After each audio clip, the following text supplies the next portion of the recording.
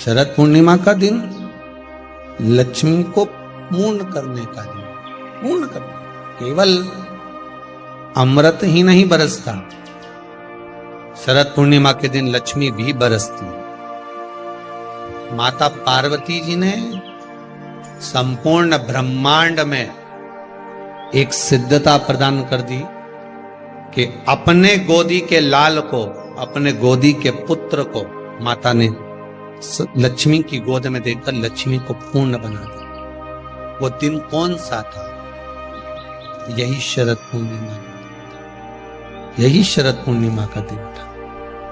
धन उलझ गया, तुमने तो कोई अच्छा सोचकर किसी को पैसा दिया, अच्छा सोचकर किसी को धन दिया, और वो धन उलझ गया, नहीं आ रहा, पैसा वापस दे ही नहीं रहा। बेलपत्री के पेड़ के नीचे, बेलपत्री के वृक्ष की दो थोड़ी सी बाहर निकली हुई छाल को देख लो, बेलपत्री के वृक्ष की छाल। उस छाल पर कच्चा जो सूत होता है, धागा होता है ना, कच्चा धागा, सफेद कच्चा सूत, उस धागे को बेलपत्री की छाल पर 7 बार घुमा लो।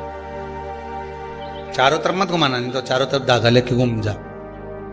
बेलपत्री का जो वृक्ष होता है, उस वृक्ष की छाल पर 7 बार घुमा लीजिए। ये केवल शरद पूर्णिमा का ही उपाय है, इसके बाद नहीं करना है, केवल एक ही दिन होगा।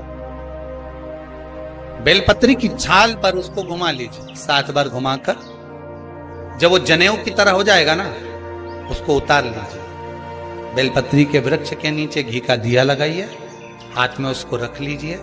जिस व्यक्ति को तुमने धन दिया और वो उलझ गया, नहीं दे रहा, पैसा पहुंचा नहीं रहा है, उस छाल पर जो धागा आपने लपेटा है, श्री शिवाय नमस्तुभ्यम का स्मरण कर कर बेलपत्री के पेड़ के नीचे कुंदकेश्वर महादेव का नाम लेकर उस धागे को शंकर भगवान को छुआकर महाराज माता पार्वती के चरणों में ले जाकर छोड़ दीजिए। अब विनती कर कर छोड़ दो और निवेदन कर दो, माँ मेरी इतना धन है, इतना पैसा है, विश्वास कर कर मैंने उसको दिया था, वो नहीं दे रहा, माँ से निवेदन कर। फिर कहेंगे संसार वालों के सामने जाकर रोगे तो दुनिया के लोग हंसी उड़ाएंगे। आप किसी से कह दो मेरा 5 लाख रुपए वो लेकर भाग गया, दिया काहे को? हमसे पूछा था, हमने कहा था। दुनिया के लोगों के सामने जाकर कहोगे तो हंसी उड़ाएंगे, अच्छा है लेकर भाग गया, अच्छा है डूब गया। हमें किसी के सामने नहीं रोना। द्रौपदी के 5 पुत्र जब मारे गए तो द्रौपदी किसी के सामने जाकर नहीं रोई। द्रौपदी अगर रोई तो परमात्मा के चरणों में जाकर रोई। उत्तरा का गर्भ जला, ब्रह्मास्त्र छोड़ा गया, उत्तरा कहीं जाकर नहीं रोई, सीधे भगवान के चरणों में जाकर। भगवान ने पूछा हुआ क्या? उत्तरा कहती मेरा गर्भ जल रहा है, ब्रह्मास्त्र आ रहा है। अगर संसार वालों के कहने में पड़ी रहती तो उत्तरा का गर्भ भी नष्ट हो जाता, पर भगवान के चरणों में चली गई। भगवान ने अंगुष्ठाकृति धारण करी, गर्भ में जाकर परिक्रमा करी, उत्तरा के गर्भ में पहुंच गए। जो बालक प्रविष्ट हुआ, परीक्षित हुआ, आते सी जन्म लेते सी जिसने परीक्षा करी परीक्षित हो गया। श्रीमद् भागवत में लिखा है, संसार वालों के आगे जाकर रोगे तो दुनिया के लोग हंसी उड़ाएंगे, पर परमात्मा के आगे जाकर कहोगे, परमात्मा हंसी नहीं उड़ाता, परमात्मा उस कार्य को सिद्ध करता। उसके सामने जाकर बोलो तो, तुम बोलो ही नहीं और परमात्मा के सम्मुख में और कहो कि मैंने तो सबके कह दिया, सबसे फोर्स लगा दिया, सबसे सोर्स लगवा दिया, ये करवा दिया। परमात्मा से जाकर निवेदन करो कि मेरा धन उलझा है, मेरा धन मैंने विश्वास रखकर करा था, दे दिया था, माँ अब आपको देना है, भगवान शिव की कृपा से वो पहुंचा आएगा। एक पूर्णिमा पर करके देखने में क्या जा रहा है? शरद पूर्णिमा किसी भी समय पर कभी भी करो, उलझा हुआ धन मां सुलझा दे, मां पिस ला। अब पूर्णिमा के व्रत में आपने कई बार किताब पढ़ी होगी पूर्णिमा की, या आपने व्रत किया होगा, या पूर्णिमा का व्रत आप धारण करे होगे, तो उसमें पूजन कौन से भगवान की हो? पूर्णिमा के व्रत में किस भगवान की पूजन होती है? तो कहा पूर्णिमा के व्रत में केले के खंभ लगाकर पूर्णिमा का जो अध्यापन होता है, पूर्णिमा की जो पूजन होती है, उस पूजन में शंकर और पार्वती की पूजन की, शिव और नारायण की पूजन करी जाती। शंकर और पार्वती का स्मरण किया जाता। किसकी पूजन होती है? शिव पार्वती। क्यों? शंकर और पार्वती का पूजन क्यों करा जाता है पूर्णिमा के व्रत में? क्योंकि शिव और माता पार्वती ही केवल एक ऐसे हैं जिन्होंने अपूर्ण लक्ष्मी को भी पूर्ण बना दिया था। किसको पूर्ण बनाया है? लक्ष्मी। शरद पूर्णिमा के दिन अगर आप शंकर भगवान को एक लोटा पानी अगर शिव को समर्पित कर रहे हो, श्वेत पुष्प को रख कर शंकर जी के ऊपर सफेद फूल को चढ़ाकर अगर एक लोटा जल भी एक पात्र जल भी शंकर को समर्पित कर रहे हो, तो ये लक्ष्मी के लिए ही तो कर रहे हो। और कौन सी लक्ष्मी? पूर्ण लक्ष्मी। पूर्ण लक्ष्मी। आपको पहले भी कथा में कहा, एक बार भगवान विष्णु के सामने लक्ष्मी मैया ने बहुत तेज स्वर में कह दिया था, नारायण, दुनिया के लोग आपका नाम जपते हैं, दुनिया के लोग नारायण नारायण कहते हैं, दुनिया के लोग आपका भजन करते हैं, पर सत्य मायने में कहूं ना तो मेरे बिना दुनिया के लोगों की नहीं चल सकती। मेरे बिना दुनिया नहीं चल सकती, संसार मेरे बिना नहीं चल सकता। भगवान विष्णु ने कहा, ये तो गलत है लक्ष्मी आपका कहना। एक दिन लक्ष्मी को अहंकार आ गया। अहंकार के संबोधन जब माता लक्ष्मी करने लगी तो भगवान उसी समय पर भगवान विष्णु को क्रोध आ गया और भगवान विष्णु ने कह दिया, लक्ष्मी तू इतनी बड़ी बड़ी बात कहती है कि तेरे बिना नहीं रह सकती संसार। मैं तुझे कहता हूं लक्ष्मी, तू अपूर्ण है। तू अपूर्ण है, तू पूर्ण कब हो गई? तेरी पूर्णता कहां हो गई? लक्ष्मी की आंख से आंसू बहने लगे। आज आपने मुझे अपूर्ण कहा। आपको मालूम है आप मुझे अपूर्ण कह रहे हो? आपको ये ज्ञात हो रहा है आप मुझे अपूर्ण कह रहे हो? भगवान कहते हैं, हाँ लक्ष्मी, मैंने तुझे अपूर्ण कहा। अपूर्णता का मतलब आप जानते हो ना? भगवान कहते हैं, लक्ष्मी मैं सब जानता हूं। लक्ष्मी रोती हुई माता सरस्वती के पास पहुंच गई। सरस्वती ने पूछा, क्या बात है लक्ष्मी, क्यों रो रही हो? लक्ष्मी जी ने कहा, क्या बताऊं सखी, मेरे पति ने आज मुझे अपूर्ण कह दिया। तो क्यों रो रही है तू? अपूर्ण अगर कह दिया, पति ने ही तो कहा है ना, तो क्यों रोना? चल मेरे साथ में। और सरस्वती मैया माता लक्ष्मी को लेकर सीधे पहुंच गई माता पार्वती के यहाँ। माता पार्वती के यहाँ जब पहुंची, माता पार्वती ने लक्ष्मी जी को देखा और सरस्वती को देखा तो पूछा कि बात क्या है, क्या हो गया ऐसा,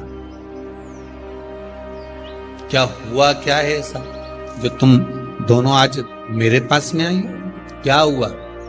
पार्वती जी कुछ बोलती, शिव जी का ध्यान माता सरस्वती की ओर और लक्ष्मी की ओर गया और भगवान शंकर जान गए कि आज भगवान नारायण ने लक्ष्मी जी को अपूर्ण कहा है। अब देखें माता पार्वती क्या कर सकती है, इसको पूर्ण बनाने के लिए करेगी क्या? क्या हुआ? माता सरस्वती जी बोली, लक्ष्मी को अपूर्ण कर दिया। अपूर्ण कर दिया? हाँ, तो क्या सोचना उसके लिए, इसको मैं अभी पूर्ण बना देती हूं। माता जगत जननी पार्वती ने गोदी में विराजमान गणेश जी को उठाया और उठाकर लक्ष्मी जी की गोद में दे दिया। ले लक्ष्मी, आज से तो पूर्ण हो गई। लक्ष्मी आज से तो पूर्ण। गोदी में जब तक संतान नहीं है तो नारी को लोग अपूर्ण समझते हैं। और माता पार्वती जी ने संपूर्ण ब्रह्मांड में एक सिद्धता प्रदान कर दी कि अपने गोदी के लाल को, अपने गोदी के पुत्र को माता ने लक्ष्मी की गोद में देकर लक्ष्मी को पूर्ण बना दिया। वो दिन कौन सा था? यही शरद पूर्णिमा। कौन सा दिन? आवाज पकड़ लो। यही शरद पूर्णिमा का दिन था। शरद पूर्णिमा का दिन लक्ष्मी को पूर्ण करने का दिन, पूर्ण करने। केवल अमृत ही नहीं बरसता, शरद पूर्णिमा के दिन लक्ष्मी भी बरसती है। कितना सुंदर बात है, जरा ध्यान दीजिएगा। अगर आप थोड़ा सा पूजन में चावल भूल गए तो आपके मन में आ जाता है कि मैंने चावल नहीं चढ़ाया। बोला आता है कि नहीं आता? शास्त्र कहता है, अग्नि पुराण में स्पष्ट किया गया, कितना भी पूजन का सामान बाजार से लिया और कितनी भी अच्छी पूजन की थाली जमा लो, अच्छे से अच्छा विद्वान भी पूजन की संपूर्ण सामग्री पूजन की थाली में रख ले, विद्वान से विद्वान ब्राह्मण जन हो, चाहे पूजन करने वाला एक साधारण सा मानव क्यों ना हो, वो पूजन की थाली में संपूर्ण सामग्री जमा ले, तो भी पूजन की सामग्री में पूजन करते समय कुछ ना कुछ रह ही जाता। अच्छे से अच्छा विद्वान भी पूजन की सामग्री में थोड़ा ना थोड़ा रह गया। अब मन में भ्रम उत्पन्न हो गया कि ये पूजन की सामग्री में क्यों रह गया, मेरे को ये चाहिए था, ये तो रह गया, मैंने तो ये चढ़ाने के लिए लाना था, मैं तो ये भूल गई। उसका कारण क्या है? हमें लगता है कि त्रुटि हो गई, हमें लगता है कि गलती हो गई, पर शंकर भगवान से कोई पूछे, शिव के भगत से कोई पूछे कि पूजन की थाली में पहले के समय में लोग पूजन करने जाते थे तो क्या पूजन की सामग्री में साहित्य कम रह जाता था? हाँ, उसका कारण क्या था? भगवान कहते हैं कारण केवल एक है। मैं खुद पूजन की थाली में, भगवान विष्णु ने संकल्प लिया था कि 108 कमल के पुष्प भगवान शंकर को समर्पित करूंगा। पहले कथा में वर्णन किया, 108 कमल के पुष्प भगवान को दूंगा। जब आखिरी दिन महीने का पूर्ण होने जा रहा था, श्रावण के महीने का, भगवान ने एक पुष्प को निकाल लिया, उसमें पूजन की थाली में फूल कम कर दिया। अब आपको लगे, परिवार को लगे, कुटुंब को लगे, किसी को लगे, पूजा की थाली में पुष्प, पूजन की थाली में सामग्री अगर कम रह गई है तो आप ये विचार ना करें कि मुझसे गलती हो गई, मुझसे त्रुटि हो गई, भगवान रुष्ट हो जाएंगे। भगवान अपने भक्त से कभी रुष्ट नहीं होता। ये दुनिया के लोग कहते हैं कि अगर पूजन नहीं करेंगे, हमने ये ऐसा नहीं करेंगे तो रुष्ट हो। नहीं नहीं नहीं, भगवान रुष्ट नहीं होता, भगवान कभी रुष्ट नहीं होता अपने भक्त से। पूजा की थाली में सामग्री नहीं है, उसका कारण क्या है?